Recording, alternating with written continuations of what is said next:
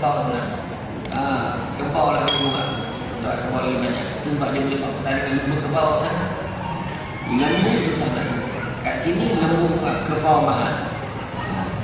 Dan kalau kita tengok, ibadah korban ini adalah ibadah yang sangat dianjurkan dalam Islam, sunnah yang selalu dilakukan oleh Nabi Muhammad SAW, dan pelaksanaannya ada berbagai fadilat yang mana rugilah kita kalau kita tidak menyertai ibadah korban. Ya? Korbannya ada korban sunat, ada korban nazar. Korban sunat, sunat muakkad, sunat yang dituntut bagi orang yang berkemampuan.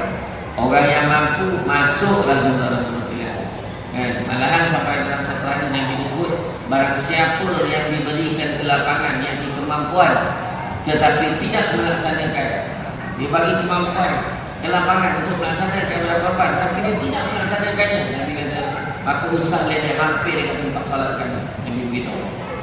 Seolah-olah memberi penekanan kepada kita, ada kemampuan masuk tapi ramainya mahal, saya tak mampu. Extra full package. Top-up yang full internet tak jadi macam nak mati dah kalau tak dapat top-up internet. Tapi berkira dengan Allah ya. Berkira dengan Allah. Kita tak berasa tengah orang, cakap dari sendiri, aku mampu tak mampu.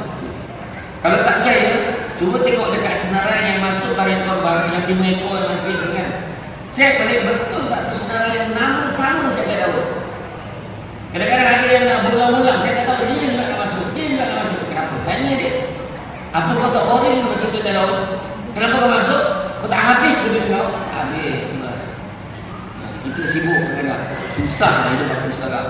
Tak tahu kenapa ekonomi sekarang teruk betul. Nak senang, nak lapang, tapi modal tak nak keluar. Itu masalahnya. Duit tak nak keluar pun. Yang berkira dengan Allah Ta'ala. Keluar duit benar.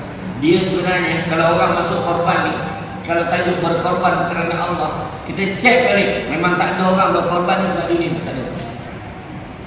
Carilah orang yang masuk memang sebab dunia. Tak ada. Susahlah. Kebanyakan yang masuk. Sebab apa keuntungan dunia dapat masuk korban juga?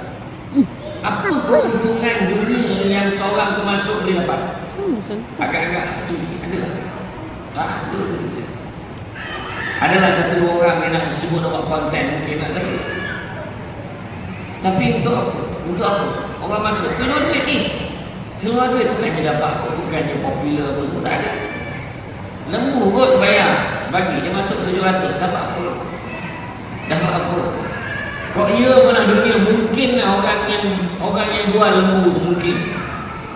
Yang memiliki kandang tu, kalau kandang tu ada banyak lembu dengan kerbau dia. Ada tu mungkin lah fikir harga sekarang berapa semua. Dia mungkin dapat pulangan lah duit. Tapi orang yang masuk bagian korban bagi duit 700, 800, 900. Apa keuntungan dunia yang semua?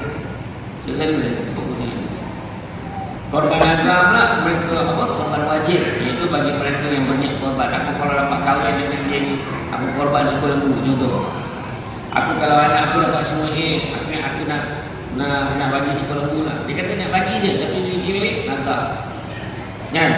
Kelebihan melaksanakan ibadah korban, tidak ada amalan yang dilakukan oleh anak Adam pada hari raya korban yang lebih disukai Allah, melainkan menumpahkan darah yang menyembelih binatang korban. Sesungguhnya binatang korban itu akan datang pada hari kiamat bersama tanduk, kuku dan bulunya, dan Allah memberi pahala kepada korban itu sebelum lagi darah binatang korban itu jatuh ke bumi. Oleh itu perelokkanlah korban kamu. Hadis riwayat At-Tirmizi, Ibnu Majah dan Hakim. Mana pagi yang terbaik, solid molid. Lembu tu bagi lembu yang gomok-gomok, yang sehat, yang cukup umur, kan? Maknanya yang terbaik kita pilih datang, dipilih tutup, saya nak yang ini.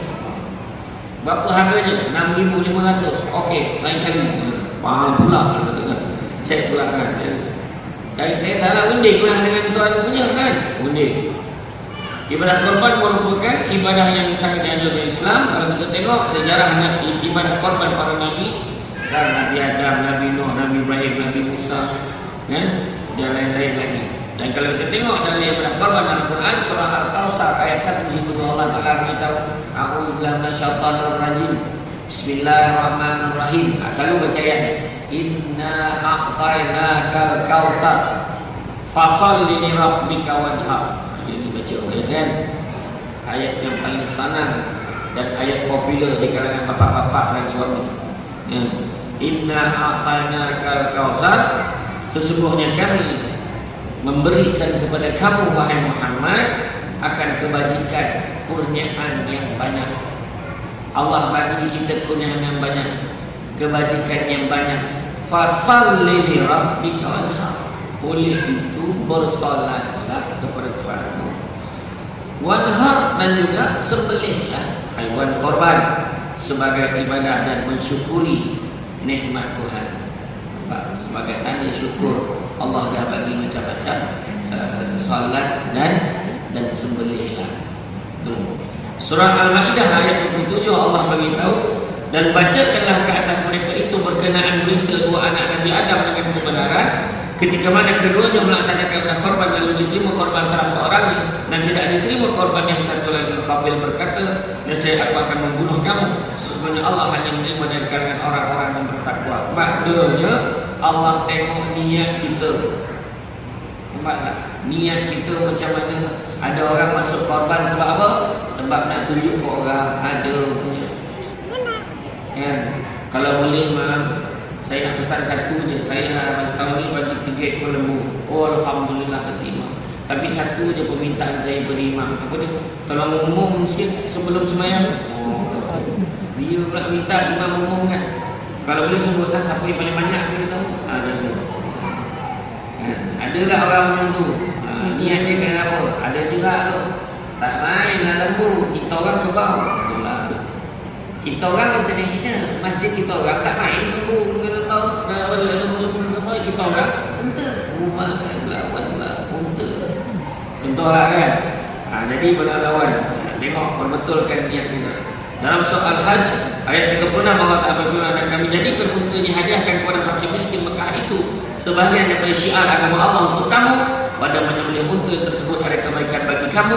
Oleh itu sebutlah nama Allah semasa menyembelihnya. Ketika ia berdiri di atas tiga kakinya, maka apabila dia tumbang serta putus nyawanya, makalah sebahagian daripadanya dan berilah bahagian yang lain kepada orang yang tidak meminta dan yang meminta. Demikianlah kami mudahkan dia untuk kamu menguasai dan menyembelihnya supaya kamu bersyukur. Masuk ke tuan, rugi kalau kita tak masuk. Tak mampu masuk satu bahagian, ambil seekor. Macam tu. Kan? Kan? Tak mampu ambil seekor, ambil satu bahagian. Tak mampu ambil satu bahagian, datanglah ke masjid. Tolong sembelih, tolong pegang lembu tu, tolong pegang kaki lembu, ataupun habis tahu kau tolong betul lembu. Kan berkurang dengan lembu untung maka Allah pilih kau tahu dia. Kau tak mampu juga, tolonglah lapah-lapah daging.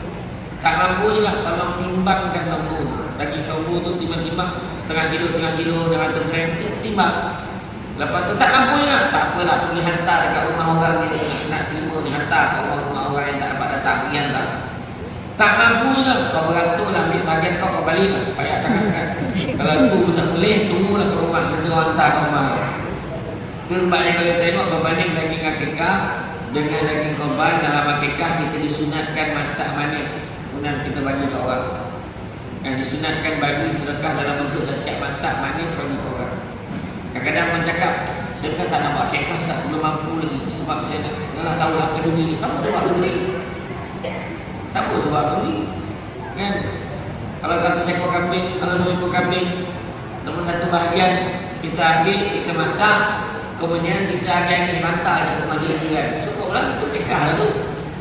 Kan? Kenduri itu kita nak buat berjamu makan. Kalau mampu, buatlah. Kalau tak mampu, bagi je. Itu akikah lah tu. Kan?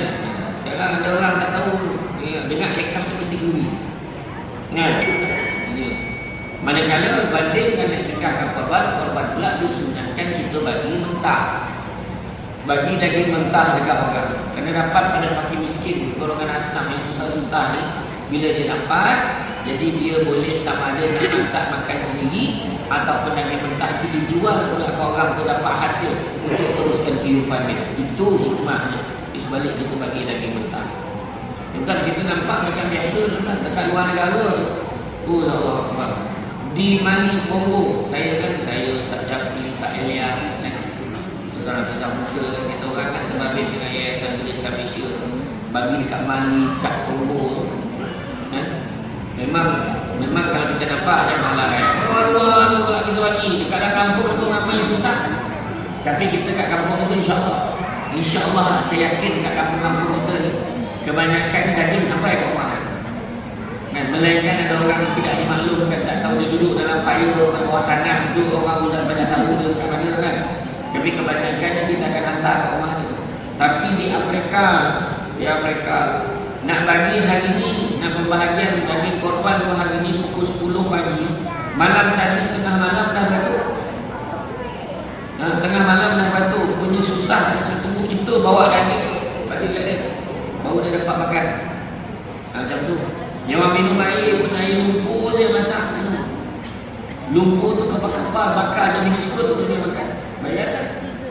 Di Kemboja tentang saya dulu pernah buat korban kat sana. Syukurlah dulu saya tahu macam mana mak saya ajak dia pergi. Saya pergi 3 tahun turut saya pergi korban dekat Kemboja. Melayu campar, di kampung-kampung campar, Melayu campar ni pergi. 100 ekor lembu, kadang-kadang satu kampung tu 100 ekor, 80 ekor kita sumbang kan. Dan 100 ekor lembu tu biasanya dia akan sembelih dalam 90, 95, tinggalkan 5 ekor je. Kita raya ketiga, raya tambah kita raya ke kampung kita. Lalu naik flight pergi ke Punya. Bila sampai kat sana hari raya keempat tu baru sembelih lagi 5 ekor tu syarat kan. Sebab kita datang kemudian dah sembelih-sembelih kita lapang, kita timbang.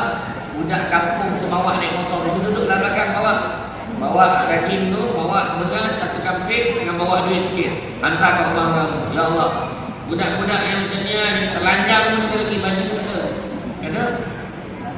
Masa bagi-bagi, kalau ada yang pakai baju tu pun semua semangat orang kita. Kita banyak semangat bagi baju-baju kan. Mak saya dah tahu pergi tiap-tiap tahun dekat rumah dia siap packing lah, jajan-jajan coklat-coklat yang kecil-kecil yang murah tapi kita packing sebab tahu turun lah, turun dia tahu. Dia nampak orang Malaysia, dia tahu Malaysia dia murah.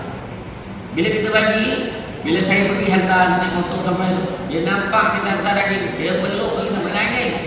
Bau dia jangan cakap lah tuan-tuan. Ya Allah, bau lagi tahu daripada bau daging.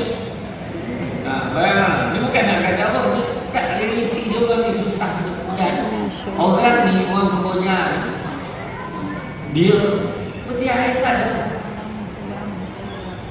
Daging tu ni sidai ni dekat pagar sangkut ni. Kering kan. Bila nak masak kan ambil dia rebus buat sup. Sampai habis kita ulang berapa kali masak. Punya kita ni kadang-kadang berebut bahagian bukan masuk minum tak ada tempat lain. Berebut bahagian sudah sampai busuk dah percaya tak makan. Bayangkan perangai orang tu. Tu belum cerita lagi lepas tatap belakang.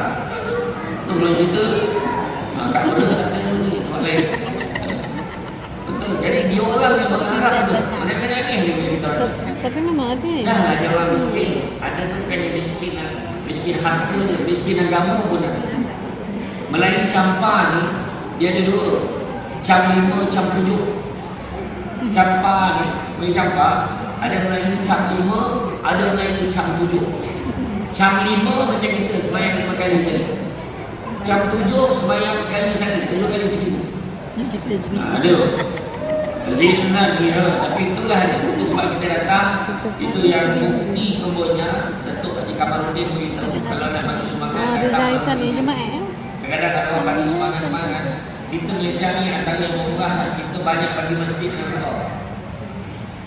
Sampaikan terlalu banyak masjid dan surau dah di Kemboja. Sampaikan orang tak ada dah nak pergi. Sebab dia pecah banyak. Sekarang ni bagilah semangat. Ada sekali saya pergi tu kumpul duit daripada jangan siapa nak bagi semangat kat banyak sering banyak kumpul. Alhamdulillah dapatlah dia orang buat. Sekarang tidak belajar dekat garaj di bawah bumbung tempat parking kereta tu. Dengan tanah, lantai tanah ni yang duduk bersela mengaji je bukan meja pun ada. Duduk bersela. Susah kerja. Itu bang saya kata. Kalau ada orang bagi semangat kat luar, tuan-tuan jangan bunyi banyak sangat bising dengan berbunuh negara yang sibuk. Sebenarnya orang luar memang teruk susah.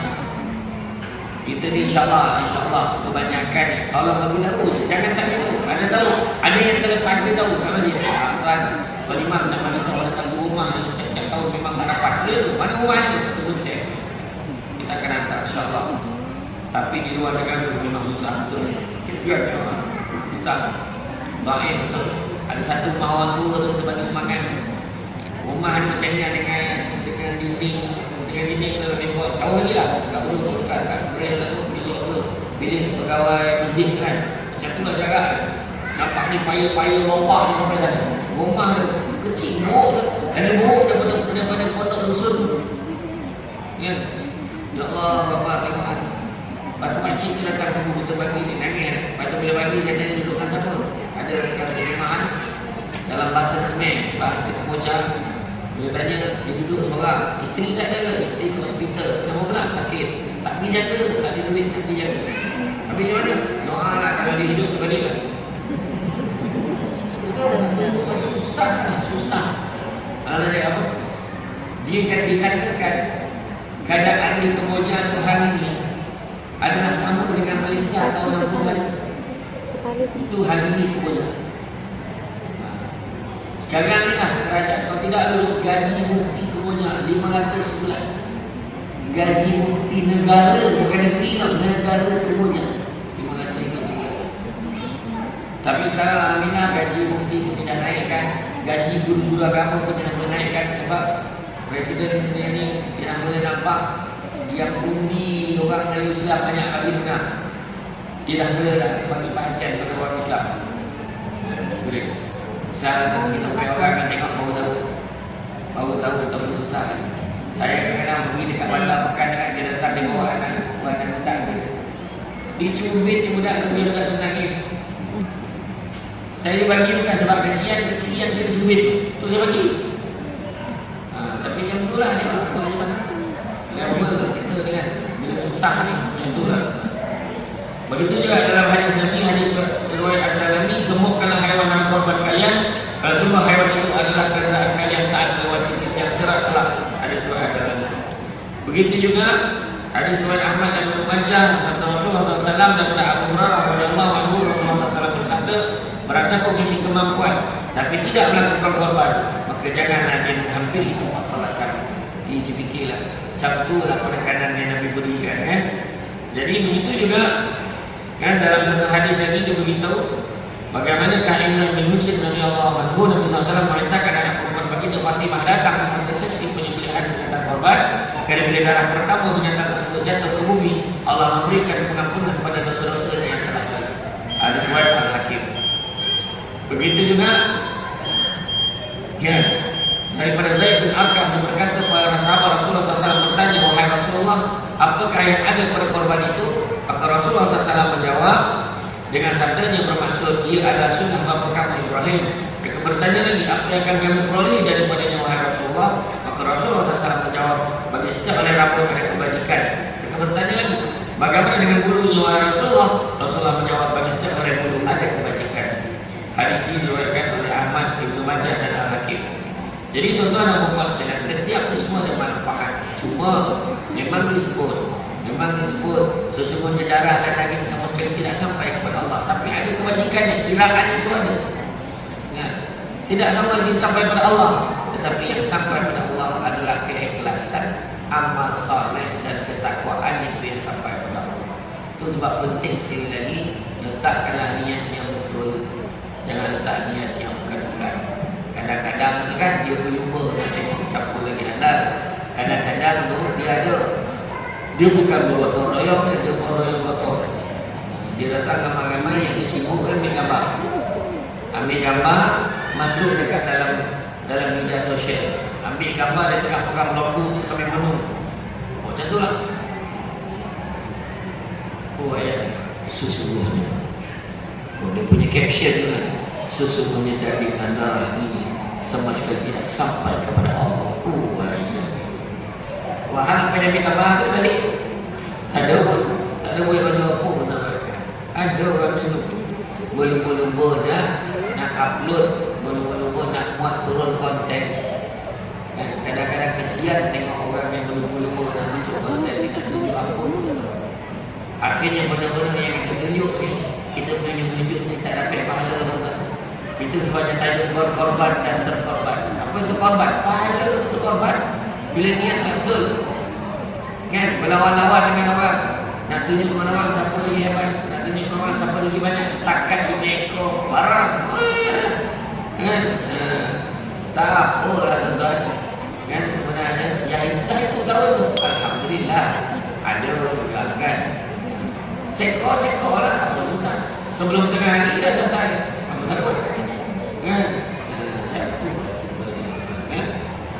Hukum hakam daripada korban sebelihlah pada tarikh. Jangan pula kita ni sebab kata banyak kita settlekan awal. Jangan kan? Kita semua ni siap-siap hari ni.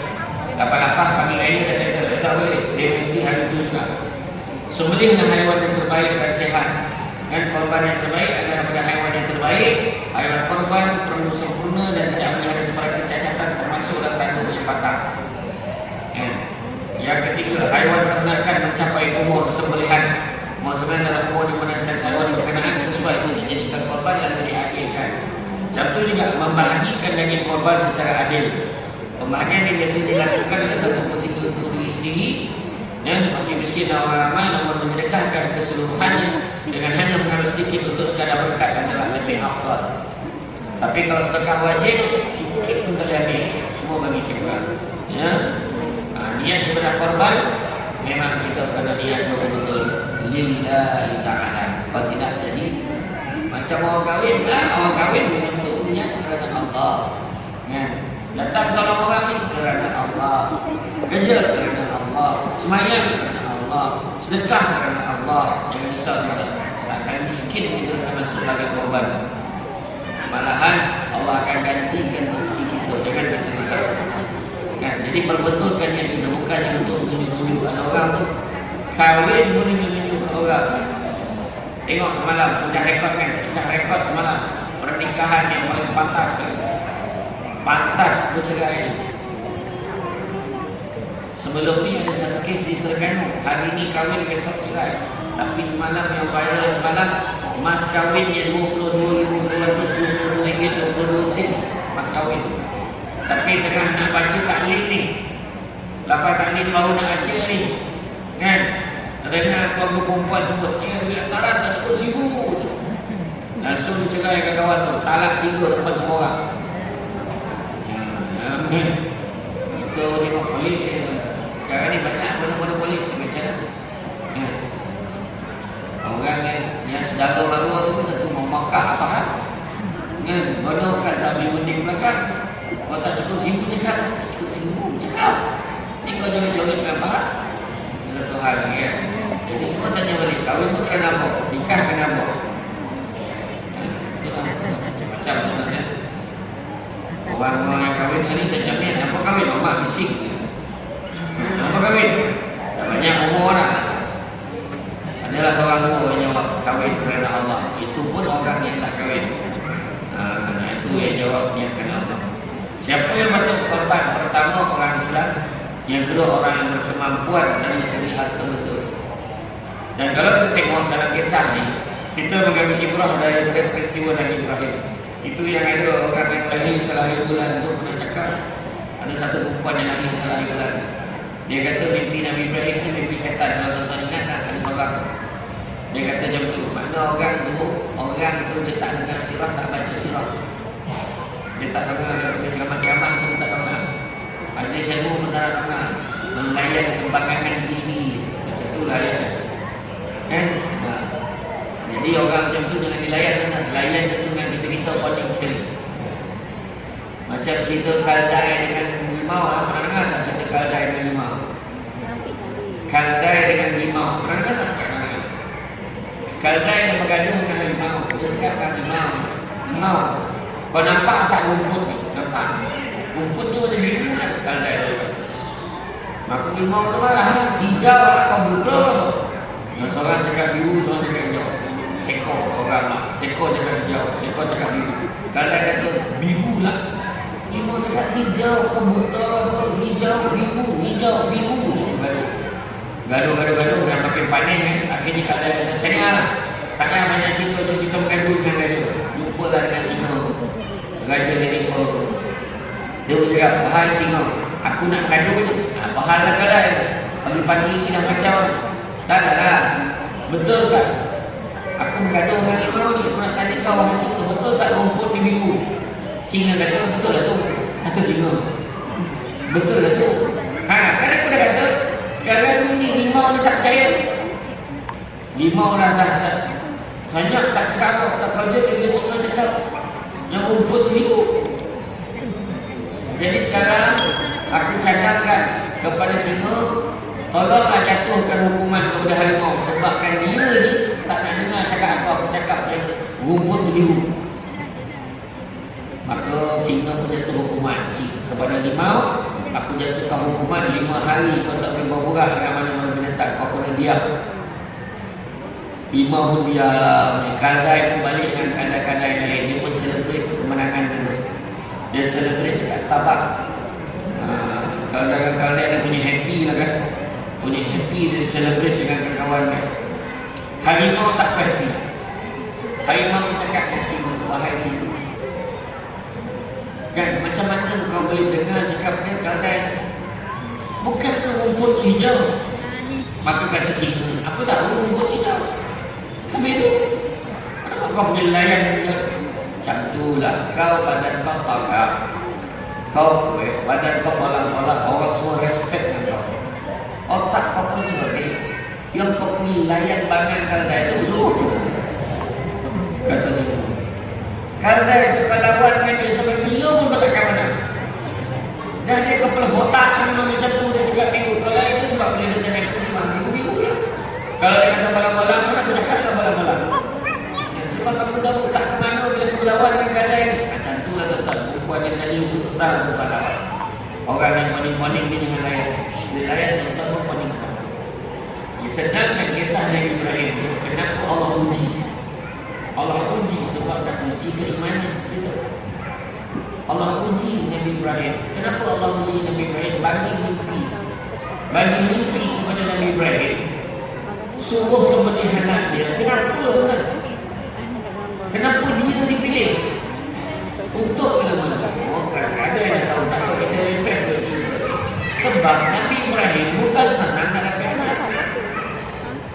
Nabi Ibrahim di Siti Hajar berpuluh tahun kahwin tak dapat anak. Sekali dapat anak, bukan dia dapat duduk sekali keluar berdakwah tinggalkan anak. Sekali baru nak bersama, nak merasa kasih sayang anak, rasa kasih sayang dia. Tiba-tiba sampai perintah Allah, sembelih anak kau untuk korban. Jadi bukan senang tuan. Bukan senang. Jadi ujian tu berat. Ujian tu berat. Nabi Ibrahim dia dapat mimpi. Dia nak double confirm. Dia tanya isteri dia, wahai isteriku, aku dapat mimpi kalau sembelih anak kita untuk korban. Apakah pandanganmu wahai sekalian? Maka jawab isteri dia, wahai suamiku, seandainya mimpimu itu tidak disertai dengan perintah Allah, maka anggaplah ia sebagai mainan tidur. Tapi kalau mimpimu itu disertakan dengan perintah Allah, maka laksanakanlah ia. Macam kalau orang rumah kita lah macam tu lah, kita cakap agak-agak apa jawapan?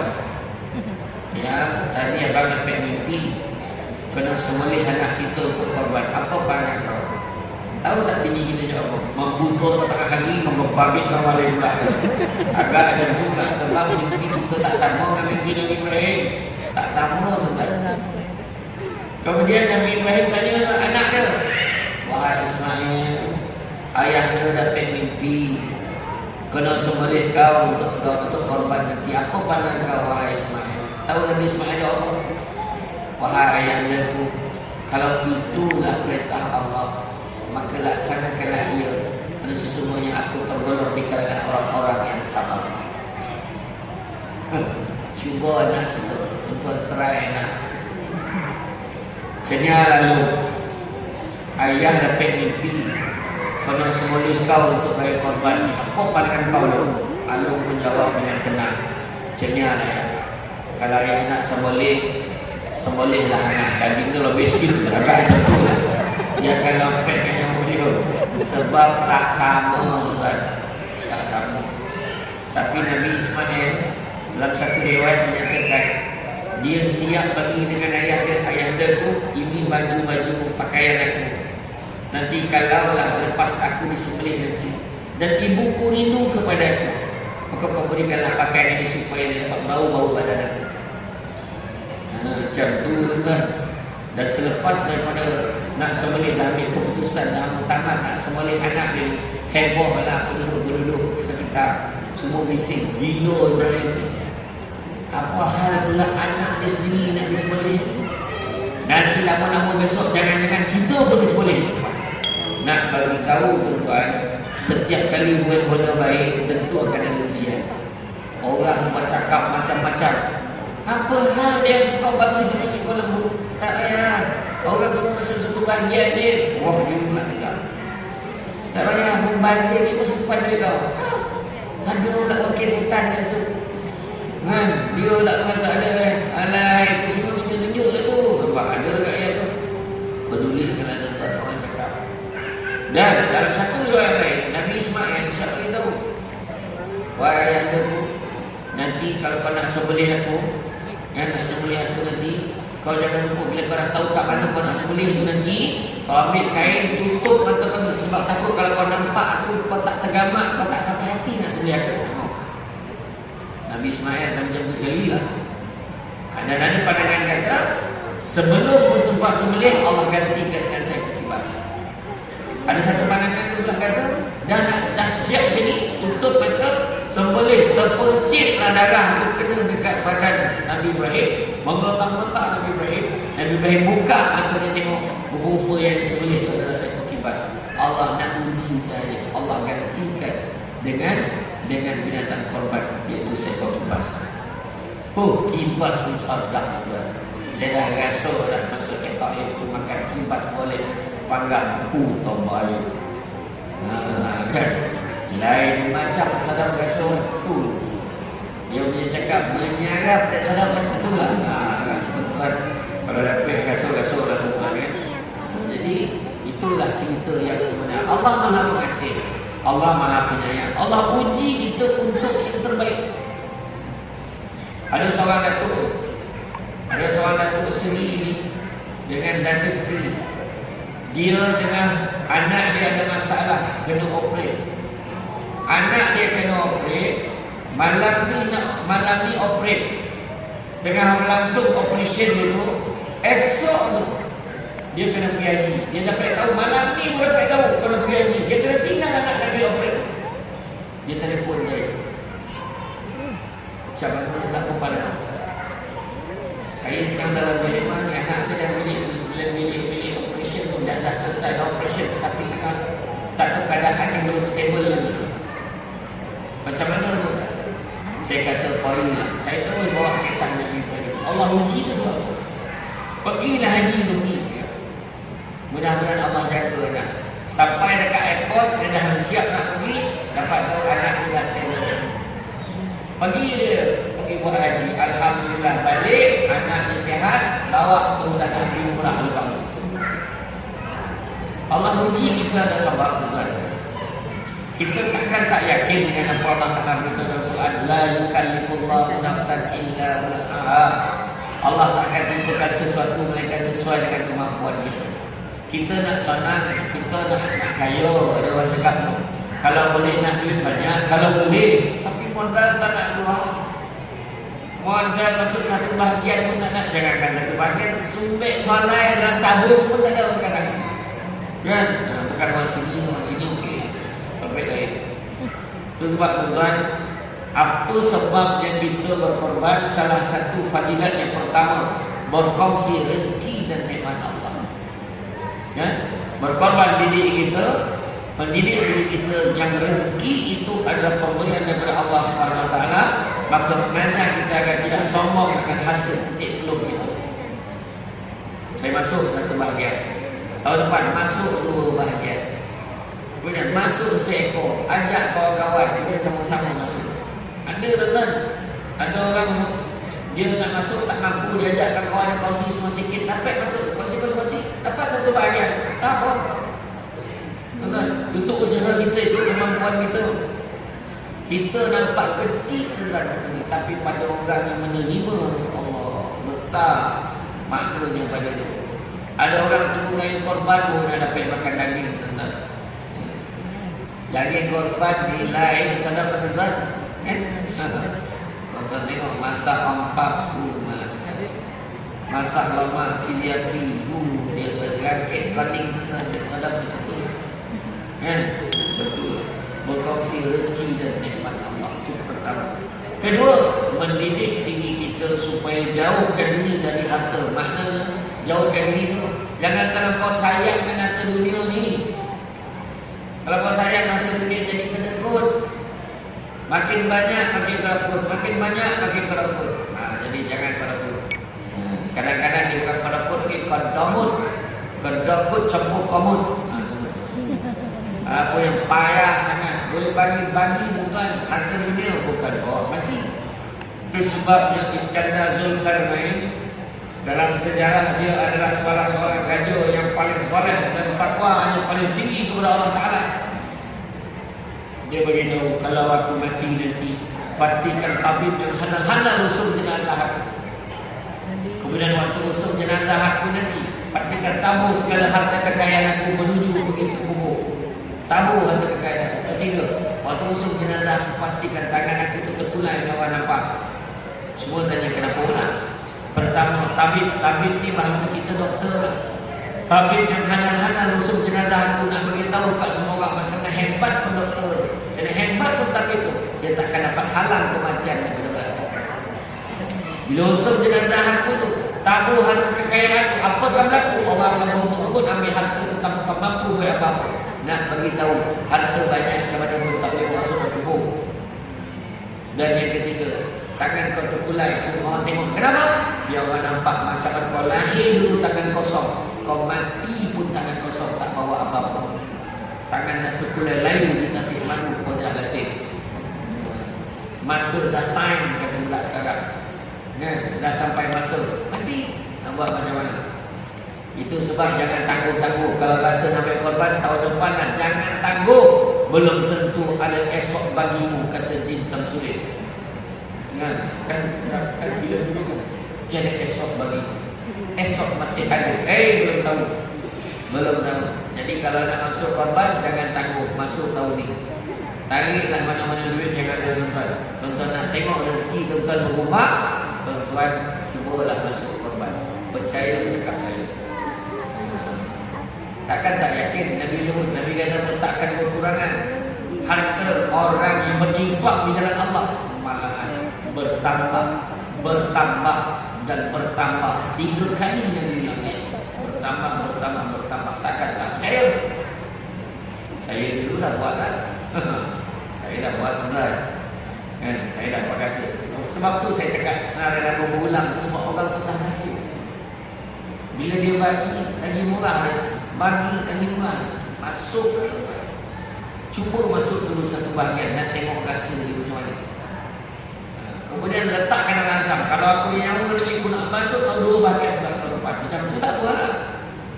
Aku ingat lagi 5 tahun aku nak masuk Seko. Jadi tahun ni tak masuk pun. Macam mana? Masuk tu kan. Masuk. Rugi kita. Saya dulu, saya ingat ni dalam aspek yang lain lah. Saya pergi umrah masa tu, saya ni biasalah dekat tahun, alhamdulillah ada rezeki orang tanya kita pergi. Masa tengah meletup-letup nama Samsul Depan masa tahun awal-awal. Saya ingat saya ditaja oleh TH Travel. Kamu ngaji. Bagi masa tu alhamdulillah saya dapat free satu tiket. Saya bawa adik saya. Masa tu punya mewah. Ada dah bayaran untuk saya sebagai duta, letak muka saya. Ramai lah yang pergi masa tu. Penuh lah satu flight tu. Kan? Yang jadi apa tu, bila sampai dekat sana tu punya mewah. Saya dengan adik saya sebilik, seorang 2 katil. Seorang 2 katil punya lebar katil queen combine. Seorang 2 katil, guling-guling tak jatuh lagi. Tapi bila dah selesa sangat, bilik selesa besar dengan seorang 2 katil, mulalah lihat nak turun. Tapi tak nak cerita tu lah. Tapi tahun lepas bulan 2 saya pergi dekat hotel Golden Tulip ke? Lagi dahsyat, saya seorang 5 katil. Dia ada 5 katil single. Jadi lepas subuh katilnya, lepas zuhur katilnya, lepas asar katil macam tu lah. 5 waktu. Kan? Tapi nak beritahu, waktu saya pergi dengan dia travel, masa tu lah saya, lepas tu mak saya pun nak pergi, saya bawa mak saya pergi. Adik saya nak pergi, saya bayar tiket mak saya pergi. Masa satu hari tu di Madinah, di hotel Movenpick, lepas makan tengah hari, tak silap saya tengah duduk-duduk kat luar tu, saya cakap dengan mak saya, mak rasa-rasa nak bawa lah ni keluarga kita mana yang susah-susah, tolong dia bawa pergi umrah semua. Mak saya kata, kau jangan main-main di Madinah ni, kau cakap apa kau buat. Saya pun okey lah, buat. Kira tahun demi tahun masa saya pergi dengan dia travel tu 2017. Biasa saya 2017. Tiba-tiba 2019 awal 2019 ke hujung 2018 tu lah. Kira dia nak bawa ni 15 orang menung. 15 orang, 2 menung. Pertama saya terus buku account. Yang kedua mana ada online ni tak paling banyak-banyak tu kena pergi bank, isi orang semua transfer menung. Masa tu terdengarlah bisikan kat telinga nak tunjuk saya manusia biasa. Bisikan kat telinga tu, padan ke kau. Kau cakap sedekah tak pernah miskinkan orang, kau rasa rendah. Macam tu lah terdengar. Saya kata lantak lah kan. Lepas tu bila sampai di KLIA, nak berlepas pergi tengok masing-masing dah pakai Telegram, ada family hantar. Masa tengok kegembiraan semua orang nak pergi tu, masa tu separuh daripada perasaan duit habis tadi hilang. Separuh dia tahu, separuh lagi ada rasa ni, separuh pun hilang.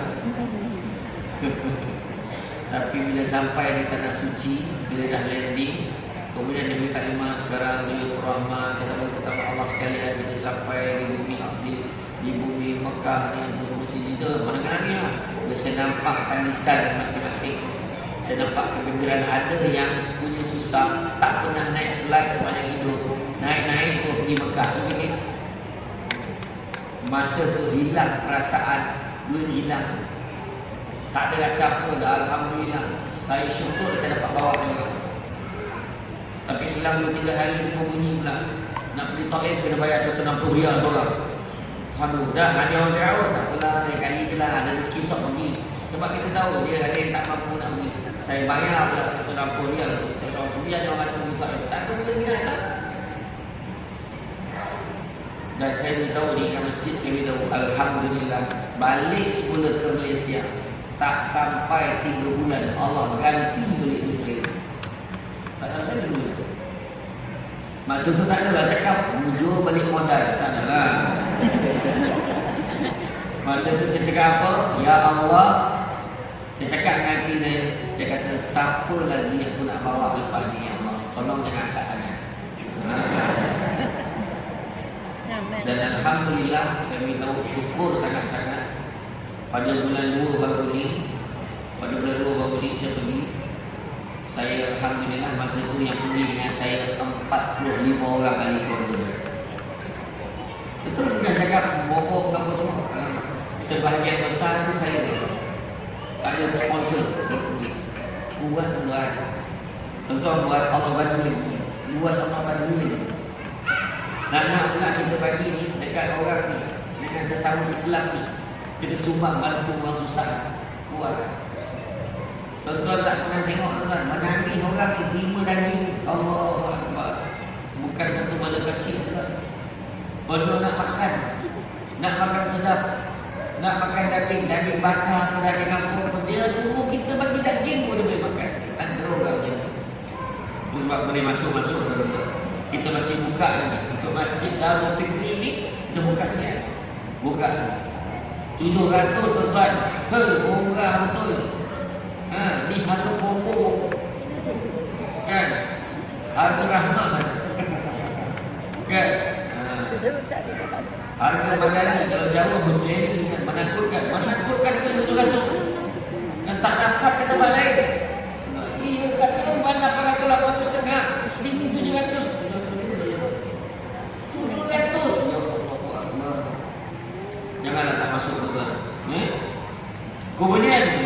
ketiga, menguji iman dan mental orang-orang yang berkorban.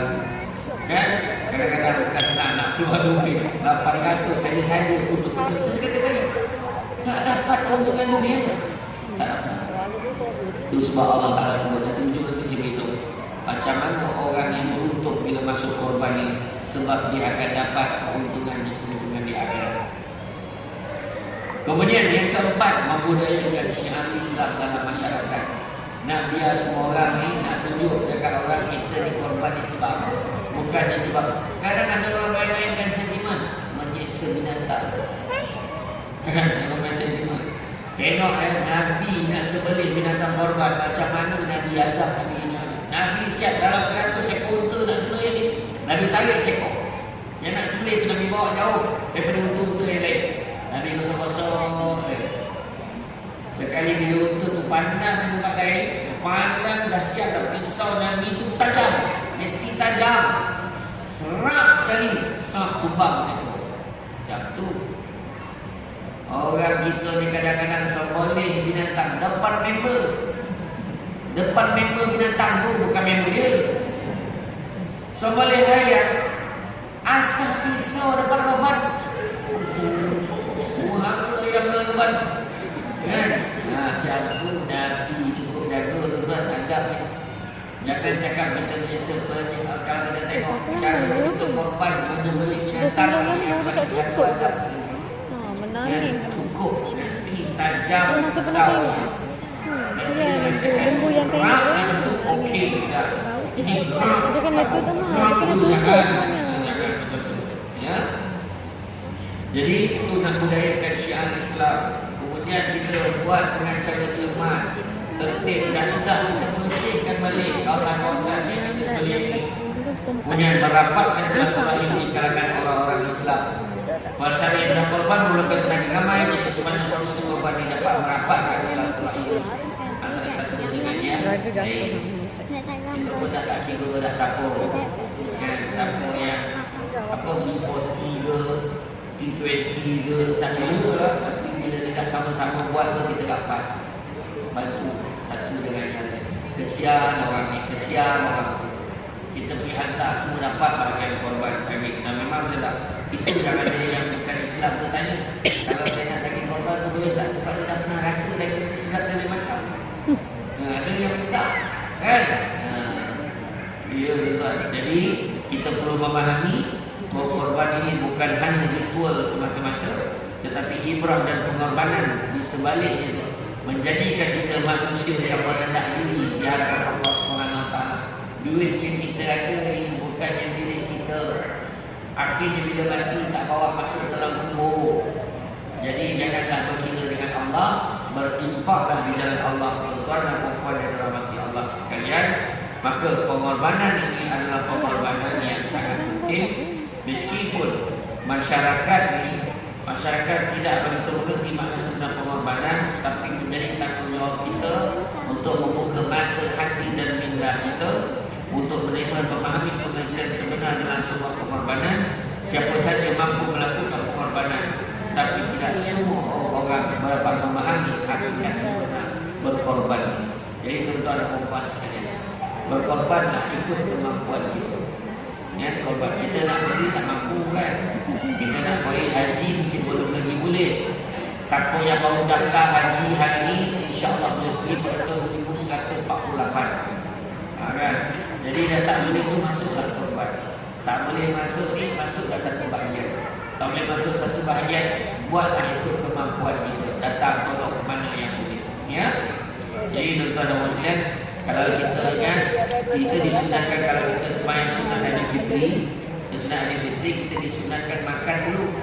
Makan dulu pagi tu sebelum sembahyang raya. Kan? Anas pun sebab nak bezakan pagi Aidil Fitri dengan pagi Ramadan. Tapi pada pagi Aidil Adha kita disunatkan jangan makan apa-apa dulu sampailah sembahyang raya dah selesai, barulah makan. Tapi dinasihatkan kepada tuan imam janganlah bawa ayat panjang-panjang pagi itu, kan? Baca khutbah lah lagi kan. Khutbah pun biasa sekejap kan. Kalau kita dengar pun sikit dalam 10-15 minit tak lama pun lah. Kok gagap pula imam tu, paling lama pun setengah jam lah, tak adalah lama imam tu, kan?